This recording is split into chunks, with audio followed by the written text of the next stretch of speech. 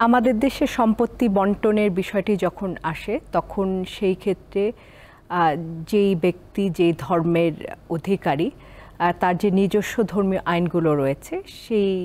নিজস্ব ধর্মীয় আইনগুলো তার ক্ষেত্রে অ্যাপ্লাই হয়। তো দেখা যায় যে অনেক ক্ষেত্রেই একটি প্রশ্ন আসে যে একজন নিঃসন্তান ব্যক্তি সেই ব্যক্তির যখন মৃত্যু হয়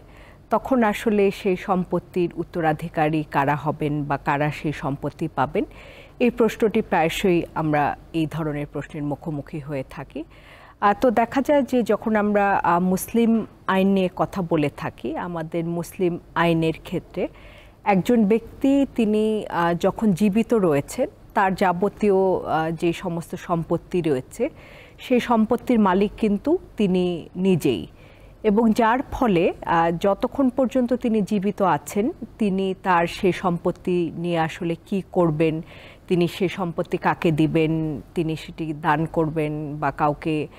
কোনো জায়গায় ট্রাস্টে দিয়ে যাবেন বা কি করবেন, সেই বিষয়গুলো কিন্তু তিনি নিজেই নির্ধারণ করতে পারেন। এবং সেই ক্ষেত্রে কিন্তু কখনোই তার যে আত্মীয় স্বজন রয়েছে বা তার যে সমস্ত ব্যক্তিরা রয়েছেন যারা পরবর্তীতে উত্তরাধিকার হতে পারেন তারা কিন্তু কোনো ধরনের কোনো বাধা প্রদান করতে পারেন না।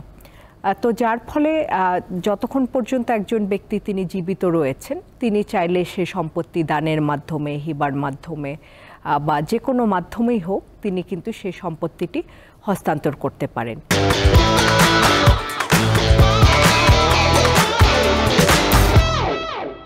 তিনি যদি চান তিনি সেটি বিক্রি করতে পারেন এবং সেই ক্ষেত্রে কোনো অবস্থাতেই তিনি কিন্তু তার পরিবারের কোনো সদস্য বা কোনো ব্যক্তি দ্বারাই আইনগতভাবে কোনোভাবেই বাধাগ্রস্ত হবেন না। এখন প্রসঙ্গ আসে যে একজন নিঃসন্তান ব্যক্তি তিনি যদি মারা যান সেক্ষেত্রে আসলে তার সম্পত্তি কি হবে বা তার সম্পত্তির বন্টনটি কিভাবে হবে। তো দেখা যায় যে একজন ব্যক্তি তিনি মারা যাওয়ার পরে আসলে যারা সে সম্পত্তি পাবার অধিকারী হয়ে থাকেন তাদেরকে সাধারণত উত্তরাধিকার বলা হয়ে থাকে। তো একজন ব্যক্তি তার যদি কোনো সন্তান সন্ততি না থাকে এবং সন্তান সন্ততি না থাকা অবস্থায় তিনি মৃত্যুবরণ করেন, সেক্ষেত্রে প্রথমেই আমাদেরকে আসলে দেখতে হবে যে তিনি বিবাহিত নাকি অবিবাহিত। তো তিনি যখন বিবাহিত সেখানে তার স্ত্রী যিনি আছেন তার সমস্ত সম্পত্তির 4 ভাগের 1 ভাগ চলে যাচ্ছে তার স্ত্রীর কাছে, তার মানে তার স্ত্রী 4 ভাগের 1 ভাগ পাবার অধিকারী হবেন। তো অনেক ক্ষেত্রেই দেখা যায় যে পিতামাতা জীবিত থাকা অবস্থায় সন্তানের যদি মৃত্যু হয়, অর্থাৎ মৃত ব্যক্তি নিঃসন্তান ব্যক্তি, তার পিতামাতা জীবিত থাকলে তারাও কিন্তু এই সম্পত্তির ওয়ারিশ হবেন। তো এক্ষেত্রে যদি দেখা যাচ্ছে যে মৃত ব্যক্তির মা তিনি জীবিত আছেন সেক্ষেত্রে আমাদেরকে কিন্তু প্রথমেই দেখতে হবে যে সেই মৃত ব্যক্তির আসলে কয় ভাই বোন রয়েছেন। তো মৃত ব্যক্তির যদি দেখা যায় যে হয় একটি ভাই অথবা একটি বোন রয়েছেন, অর্থাৎ মানে একের অধিক ভাই বোন যদি না থাকে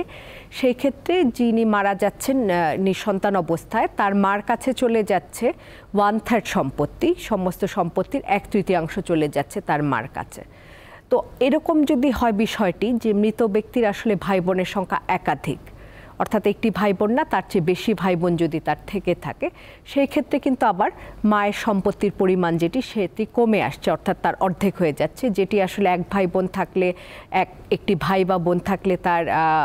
1/3 পাওয়ার কথা, সেখানে তিনি পাচ্ছেন 6 ভাগের 1 অংশ। এখন স্ত্রী এবং মাকে দেওয়ার পরে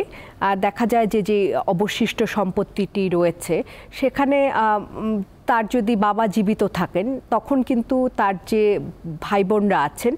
তারা কিন্তু আসলে সেই সম্পত্তি থেকে বঞ্চিত হচ্ছেন এবং সেই মুহূর্তে তারা কোনো ধরনের কোনো সম্পত্তি পাচ্ছেন না, সেটি চলে যাচ্ছে বাবার কাছে। সো দেখা যায় যে মুসলিম আইনে আমাদের দেখা যায় যে যেই জীবিত যদি বাবা থাকেন তার মানে তার ভাই বোনরা সেই সম্পত্তি থেকে বঞ্চিত হচ্ছেন। তো এই ক্ষেত্রে বাকি যে অবশিষ্ট সম্পত্তি রয়েছে বাবা যদি জীবিত থাকে তার কাছে চলে যায়। তো অনেক ক্ষেত্রে দেখা যায় যে বাবা মারা গেছেন কিন্তু দাদা আবার জীবিত রয়েছেন, সেটা আবার বাবার দাদা যদি জীবিত থাকেন এবং বাবা মারা যান সেটি আবার সেই ভাই বোনকে বাইপাস করেও কিন্তু দেখা যাচ্ছে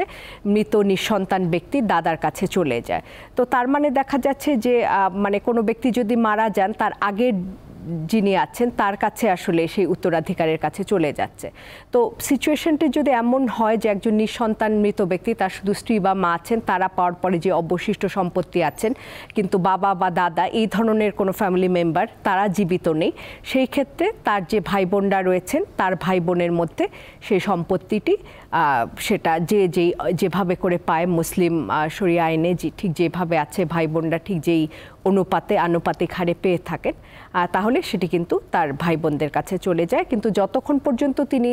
জীবিত আছেন তিনি কিন্তু দান, হেবা বা ওয়াসিয়তনামা যে কোনো পদ্ধতিতেই হোক তিনি কিন্তু যে কোনোভাবেই সেটি হস্তান্তর করতে পারেন। সেই ক্ষেত্রে কিন্তু এই মুসলিম আইনে যেভাবে ভাগটি হচ্ছে সেভাবে না চেয়ে তিনি যদি চান যে ইকুয়ালি তার কোনো একটা সাকসেসরের মধ্যে তিনি ভাগ করে দিয়ে যাবেন, অনেক ক্ষেত্রেই দেখা যায় যে তারা মানে স্ত্রীকেই একটা বড় অংশ দিয়ে যাচ্ছেন সম্পত্তি, সেটিও যদি তিনি চান জীবিত অবস্থায় কিন্তু তাহলে তিনি সেই সম্পত্তিটি হস্তান্তর করতে পারেন। কিন্তু জীবিত অবস্থায় যদি তিনি স্ত্রীকে সেই সম্পত্তি হস্তান্তর করেন হেবার মাধ্যমে, সেখানে কিন্তু একটা হিবাকে আসলে আইনগতভাবে সেটা ইফেক্টিভ হওয়ার জন্য যেই শর্তগুলো আসলে প্রযোজ্য সেই প্রত্যেকটি শর্তই আসলে এখানে মেনে তারপর সেই ট্রান্সফারটি করতে হবে। এবং এখানে কিন্তু একেবারে সম্পত্তি তাকে মানে ডিক্লারেশন অফ হেবা সেটা করার মাধ্যমে সেই ডিক্লারেশন ডিটি এক্সিকিউট করা, রেজিস্ট্রেশন করা এবং সেই সাথে কিন্তু সেই সম্পত্তির পূর্ণ হস্তান্তর কিন্তু তার যাকে দিতে চাচ্ছেন যে অংশ বা যতটুকু অংশ সেটি কিন্তু একেবারে পরিপূর্ণভাবে তাকে দখল পর্যন্ত বুঝিয়ে দিতে হবে। তার মানে জীবদ্দশায় সম্পূর্ণভাবে তাকে সত্য ত্যাগ করে কিন্তু সেই সম্পত্তি তাকে দান করে যেতে হবে। আর সেটা না হলে নিঃসন্তান ব্যক্তির সম্পত্তি ঠিক যেভাবে বললাম এইভাবে সেটি তার যে উত্তরাধিকার রয়েছে যারা জীবিত থাকবেন তাদের মধ্যে সেটি বন্টন করা হবে।